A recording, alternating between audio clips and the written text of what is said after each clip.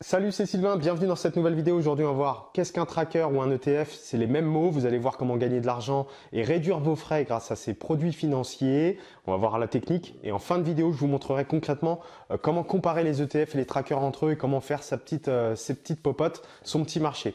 Avant de démarrer, n'hésitez pas à vous abonner à la chaîne YouTube si ce n'est pas déjà fait, mettre vos commentaires, vos likes et on démarre tout de suite. Alors première chose, qu'est-ce qu'un tracker ou un ETF? ETF, ça veut simplement dire Exchange Trade Fund. Donc derrière ce mot barbare anglais, on s'en fout complètement. C'est simplement un tracker qui va répliquer un indice, un marché, un secteur, une thématique. Vous allez pouvoir, grâce au tracker, acheter n'importe quel indice. Par exemple, je vous donne concrètement un exemple. Donc, vous voulez acheter le CAC 40, avoir la même performance que le CAC 40. Aujourd'hui, vous avez deux possibilités et seulement deux. Soit vous achetez une à une les actions composant le CAC 40, bon courage, ou la possibilité la plus simple d'acheter un tracker qui va répliquer l'indice CAC 40. Donc un tracker, un ETF CAC 40 qui va simplement vous donner à la fin de l'année exactement la même performance que le CAC 40. Vous aurez également les dividendes, donc on regardera en fin de vidéo comment comparer tout ça et comment regarder tout ça. Mais vous voyez que c'est beaucoup plus simple d'acheter le produit financier tracker, de se mettre tranquillement devant son écran et d'attendre de voir exactement la même performance. Alors concrètement, comment ça marche sans rentrer dans la technique pure, mais vraiment pour avoir une idée, vous avez deux types de trackers.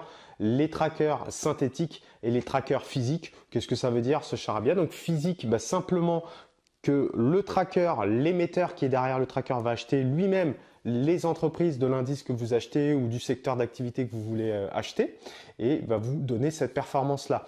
Le synthétique, c'est un peu plus compliqué. C'est que vous avez par exemple aujourd'hui des trackers que vous pouvez loger dans le PEA.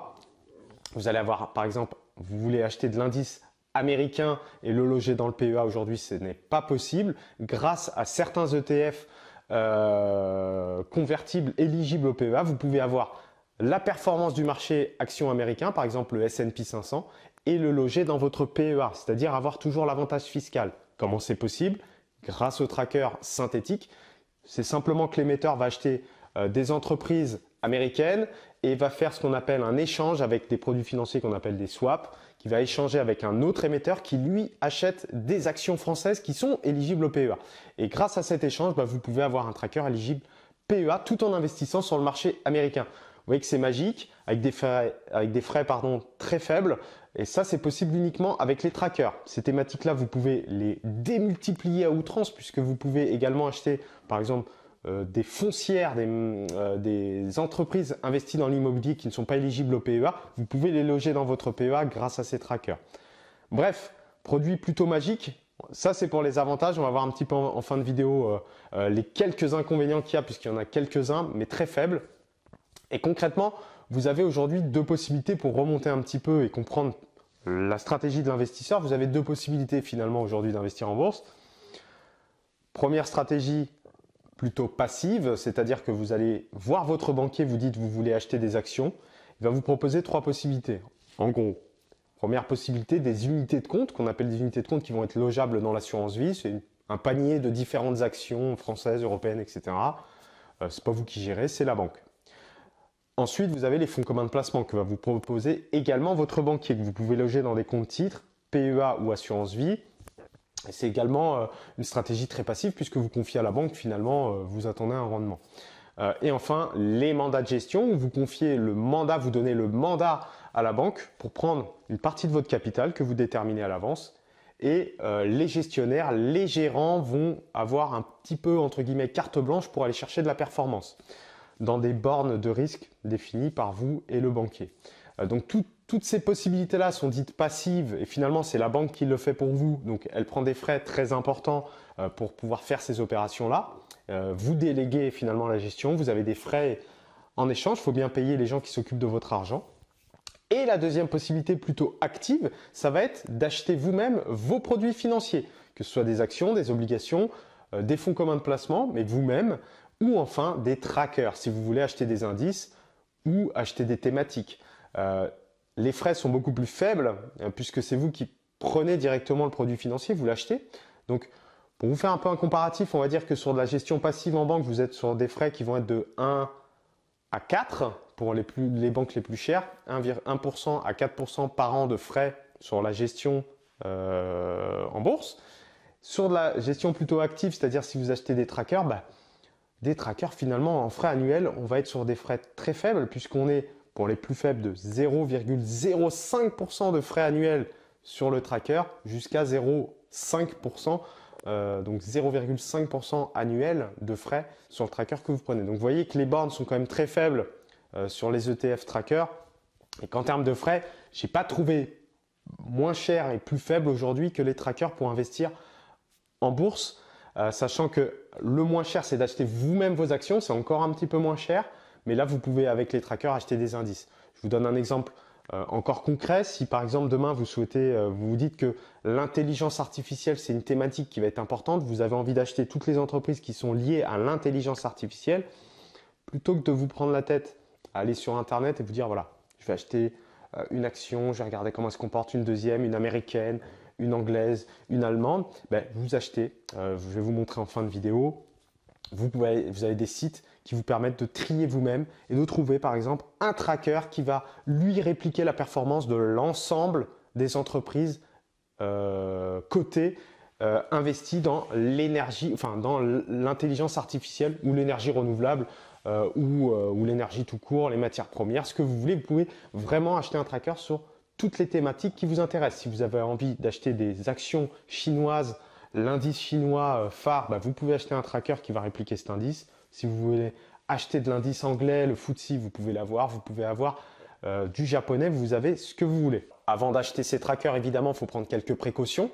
Notamment de regarder la liquidité de l'émetteur, c'est-à-dire qu'il faut que il y ait quand même de gros volumes pour que vous puissiez avoir des vendeurs et des acheteurs l'un en face de l'autre. Quand vous avez des marchés qui bougent, c'est toujours important de pouvoir vendre, de trouver un acheteur et à l'inverse de pouvoir acheter quand vous voulez vous positionner. Donc il faut que le marché, l'ETF soit très liquide, donc ça c'est très important, il faut qu'il y ait beaucoup de volume sur ce produit financier. Deuxième chose, de regarder les frais courants, les frais annuels de gestion, c'est très transparent. Ensuite, la composition du tracker et en dernier, c'est quand même très très important et je vous incite vraiment à le faire, ça va être de regarder le dividende versé par le tracker. C'est le petit inconvénient et on y arrive. Il y a beaucoup de trackers aujourd'hui qui répliquent des indices, mais qui sur le dividende versé, je vous rappelle que le dividende versé, c'est une part du bénéfice que réalisent les entreprises composant le tracker. Il faut, pour que ce soit intéressant pour investir en bourse, il faut que ce dividende soit intéressant et puisse vous rapporter chaque année un certain pourcentage. Et il y a certains trackers qui donnent un petit peu moins de dividendes que si vous achetiez vous-même les entreprises. C'est un peu normal, c'est un peu le jeu, parfois c'est un peu opaque, mais il faut bien regarder. Alors la plupart des documents clés pour investisseurs, documents d'information, vous montrent finalement le pourcentage de dividendes que vous allez toucher, le rendement que vous allez pouvoir toucher sur le tracker, donc ça c'est intéressant. En tous les cas, le dividende versé sur l'année passée, mais c'est très important de regarder ça. N'oubliez pas que quand vous investissez en bourse, vous cherchez une plus-value et vous cherchez également des dividendes.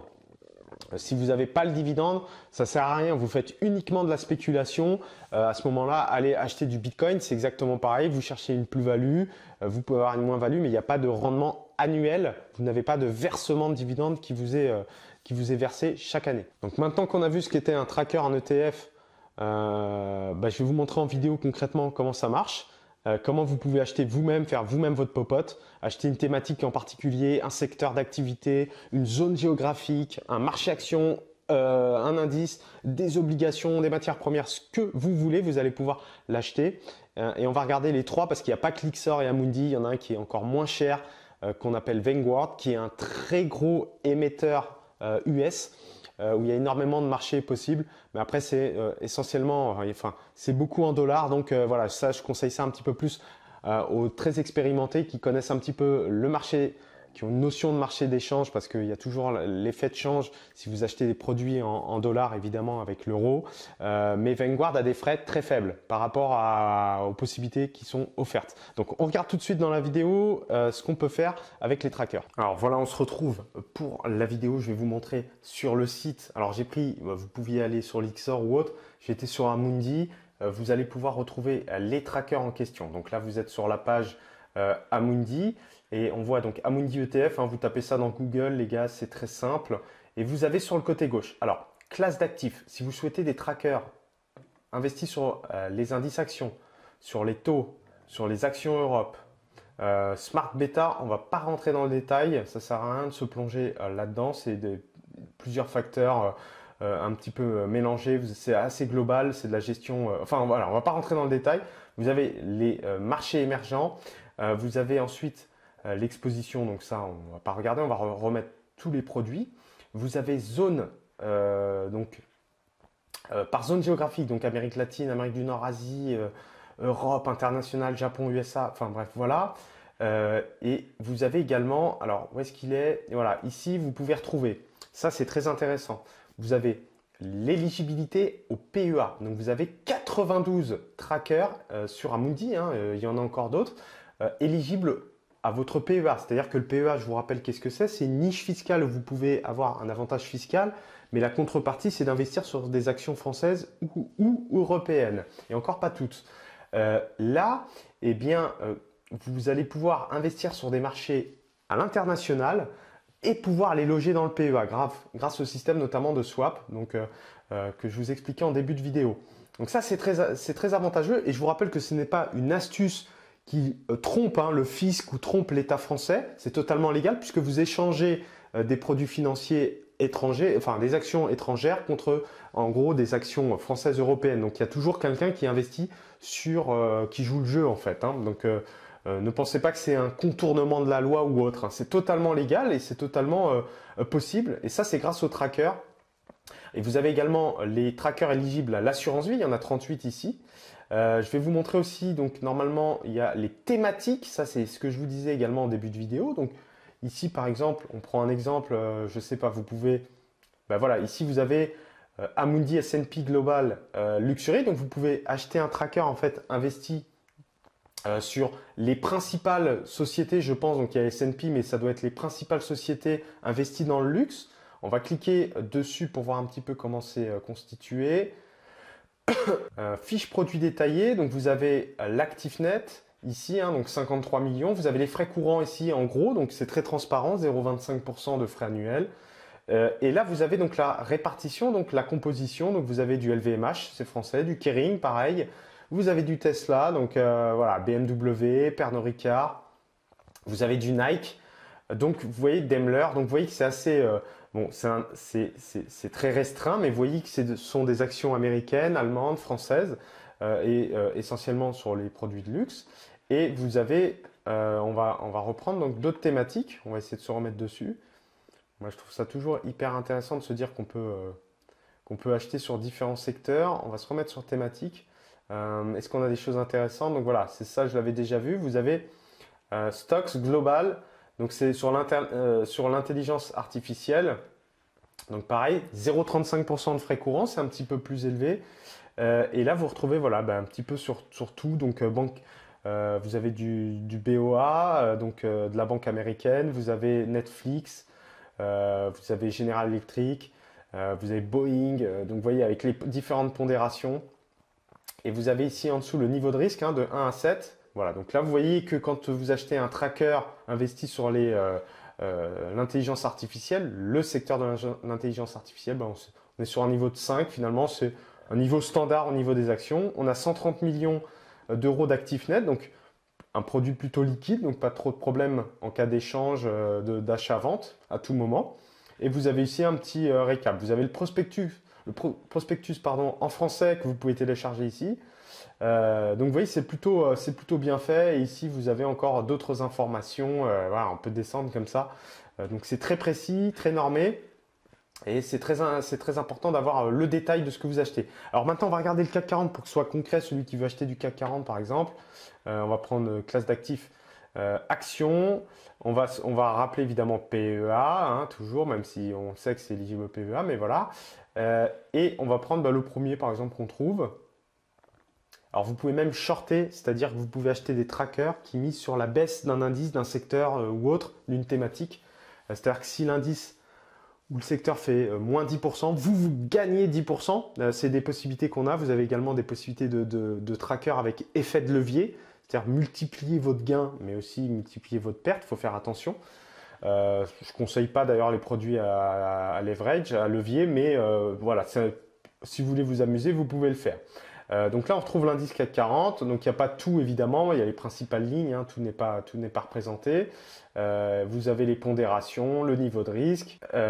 Et si on clique donc sur performance, puisque vous avez la fiche produit détaillée, vous pouvez avoir un petit graphique. Vous voyez que ça réplique quasi fidèlement finalement le graphique du CAC 40, le rendement du CAC 40.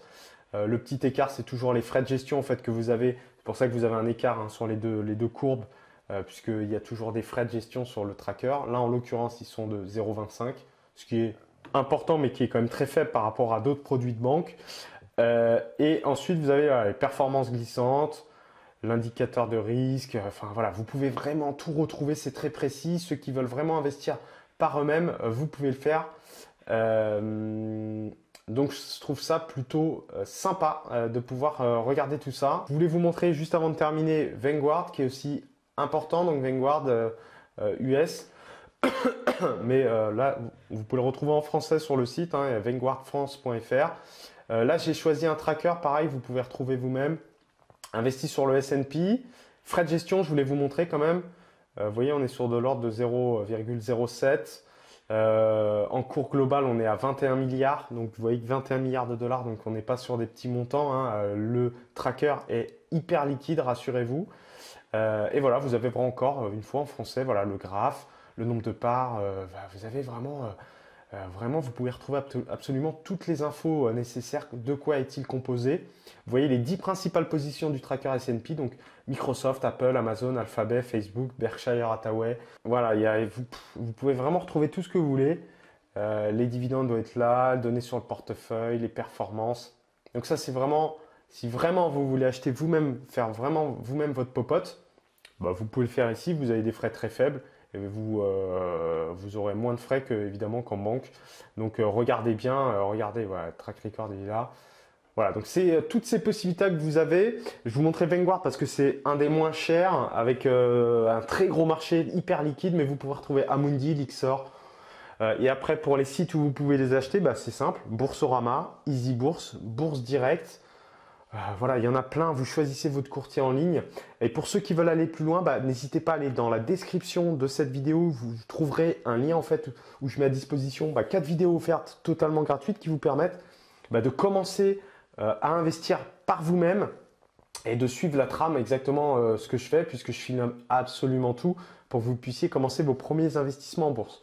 Voilà, j'espère avoir été assez précis et pas vous avoir noyé dans la technique. En attendant, n'hésitez pas à mettre vos commentaires. Moi, je vous dis portez-vous bien, bons investissements si vous commencez et on se retrouve très vite pour une prochaine vidéo. Ciao!